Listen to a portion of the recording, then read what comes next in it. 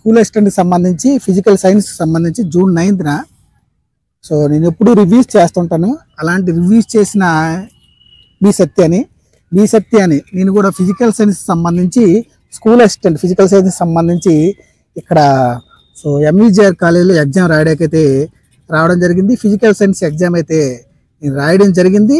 ఇప్పుడే నేను బయటకు వచ్చాను. సో చాలా మందితో యాక్చువల్గా నేను రివ్యూ చేయాలి, కానీ ఇది నా పర్సనల్ రివ్యూ ఈ ఫిజికల్ సైన్స్ సంబంధించి. అదేవిధంగా మీ ఒపీనియన్ కూడా కామెంట్లో పెట్టండి. కొత్తగా ఎవరైనా చూస్తే ముందుగా సబ్స్క్రైబ్ చేసుకోండి, లైక్ చేయడం మర్చిపోవద్దు. సో ఫిజికల్ సైన్స్ సంబంధించి పేపర్ ఏ విధంగా వచ్చిందంటే నేను చెప్తున్నా, పేపర్ చాలా ఈజీగా ఉందండి. అదేంటి అంటే పేపర్ అయితే లోతుగా అయితే వెళ్ళలేదు. అంతా ఎలా ఉందంటే 25, 65, 10%. 25% చాలా ఈజీగా ఉంది, 65% మీడియం మోడరేట్గా ఉంది, 10% కఠినత్వం.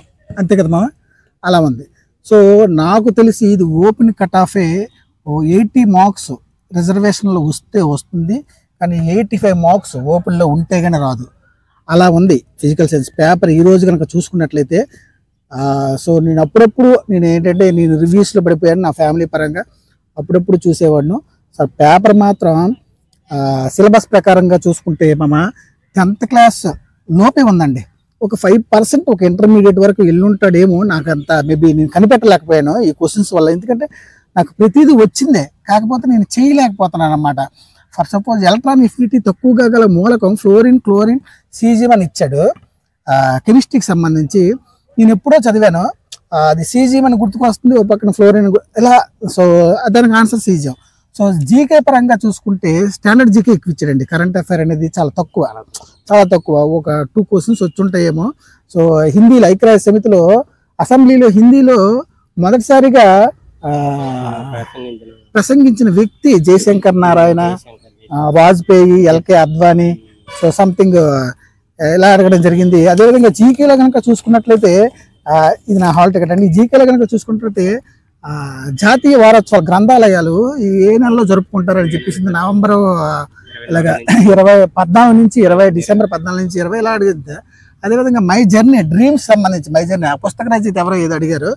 సో సంథింగ్ ఇంకా గేమ్స్ ఇచ్చి పర్సన్స్ ఇచ్చారండి, గేమ్స్ ఇచ్చారు, పర్సన్స్ ఇచ్చారు. అదేవిధంగా అంటే పర్సన్స్ ఇచ్చి పర్సన్స్ ఇచ్చేసి ఐక్యరాజ్య సమితి సెక్రటరీ జనరల్ నేను ఇప్పుడు 2008లో చదివాను నేను, బాన్ కి మూన్. ఇప్పుడు ఎవరు మామ గుటారేస్ ఏదో. సో సంథింగ్ అదైతే నేను రైట్ పెట్టాను, ఈ మధ్యనే చూసాను అది. సో అదేవిధంగా సంస్థలు ఇచ్చారు, పర్సన్ ఇచ్చారు. అంటే ఇక్కడ ఏంటంటే జత పర్సన్ అడుగుతున్నాను, లేదా సరికాని ఆ జతలో ఏదైనా అడుగుతున్నమాట. అదే యక్షగానానికి సంబంధించి తమిళనాడు, కర్ణాటక ఇచ్చాడు. అది కర్ణాటక నేను పెట్టాను, మీరేమనుకుంటున్నారు కామెంట్లో చెప్పండి. అదే కర్ణాటక, తమిళనాడు, యక్షగానం కర్ణాటక. అదేవిధంగా దేశాలు ఇచ్చాడు, రాజధానులు ఇచ్చాడండి. ఎప్పుడు నేను మా ఇంట్లో చిన్నపిల్లడు అరే దేశాలు చదవండి, రాజధాని చదవండి అన్నా తప్ప నేను ఎప్పుడు చదవలేదు. అది మనకి ఏంటంటే దేశాలు రాజధానులు అది ఎందుకు ఇస్తారులే అనుకుంటాం మనం. కానీ దేశాలు రాజధానులు ఒక 4 ఆప్షన్స్ ఇచ్చేసి సరికాని ఏదో అడిగాడు దేశంలోనే రాజధానికి సంబంధించి. ఉజ్బెకిస్తాన్ ఇది సంథింగ్ 4 ఇచ్చాడు. అదేవిధంగా ఇంకేదో ఇచ్చాడు బాబా, మైథిలి ఏదో రాష్ట్రానికి సంబంధించిన అది ఏ పండగ ఏదో ఇచ్చాడు, మైథిలి. అదేవిధంగా చూసుకుంటే ఇంకేం ఇచ్చాడబ్బా, పాత పేర్లు కొత్త పేర్లు కూడా అడగడం జరిగింది. అదేవిధంగా మౌర్య రాజ్యానికి పాటలీపుత్రంగా నగరాన్ని నగరాన్ని పోలి ఉంటుంది, దేన్ని పోలి ఉంటుంది, మెసొపొటేమియా ఇచ్చాడు అన్నమాట. అదేవిధంగా రామచరిత మానస్ సంబంధించి. అదేవిధంగా కెమిస్ట్రీలో చూసుకుంటే ఆర్గాన్కి సంబంధించింది వ్యాలెన్స్ ఎలక్ట్రాన్ ఇచ్చాడు అన్నమాట. వ్యాలెన్స్ ఎలక్ట్రాన్ కెమిస్ట్రీకి సంబంధించింది. వ్యాలెన్స్ ఎలక్ట్రాన్ సంబంధించి చివరికి వచ్చేసరికి 8 వస్తుంది, సంయోజకత వచ్చేసరికి 0 వస్తుంది. సో ఆప్షన్లో అయితే అది పెట్టడం జరిగింది. కెమిస్ట్రీకి సంబంధించి ఇంకా నీకు ఐడియా ఉందా? జీకేలో ఇంకేమైనా ఐడియా ఉందా? కెమిస్ట్రీలో నీకు ఏమైనా ఐడియా ఉందా? కంపౌండ్ కంటెంట్ పరంగా కెమిస్ట్రీలో నీకు ఏమైనా ఐడియా ఉందా? ఇంకా సంక్రీకరణాల గురించి ఒకటి అడిగాడు, ఇంకా ఎలక్ట్రాన్ విన్యాసాల గురించి అడిగాడు, ఎలక్ట్రాన్ విన్యాసాలు. మళ్ళీ CH3 CH2 CHO gives CH3 CHO. So దీంట్లో ఉత్ప్రేరకము లేకపోతే హైడ్రోజన్ ని వేరు చేయండి అది అడిగాడు సంథింగ్. ఫిజిక్స్ లో చూసుకుంటే ఐపీక్ నేమ్ అది ఏంటంటే హెప్టన్ ఇచ్చాడు 6 కార్బన్లు ఇచ్చాడు.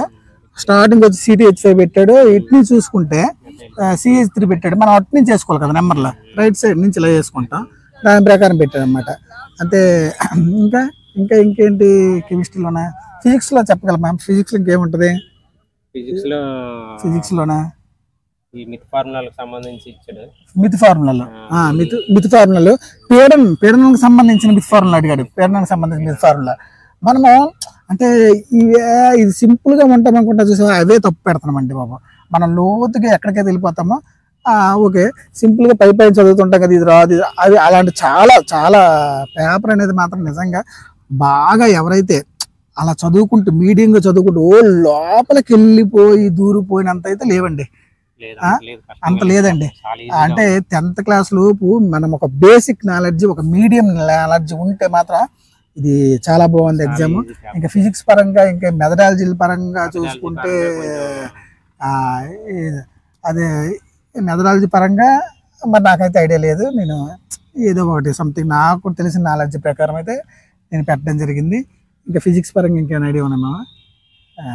పరంగా ఇప్పుడు ద్రవ్యాత్మ నిర్మాణం, సంశ్లేషాత్మక నిర్మాణం, దానికి సంబంధించి ద్రవ్యాత్మ సంశ్లేషాత్మక నిర్మాణం, సంబంధించి లక్ష్యాలు స్పష్టీకరణ సంబంధించి అవగాహన సంబంధించి దేనికి సంబంధించింది ఇది అని చెప్పేసి బాగుంది. వర్గీకరణ మీద విమర్శ ఏదైనా సరే పేపర్ ఓవరాల్ గా ఫిజికల్ సైన్స్ మాత్రం. సో ఇదే ఫిజికల్ సైన్స్ వర్క్ షిఫ్ట్ మనకి ఇంకా లేదు ఇక ఎగ్జామ్.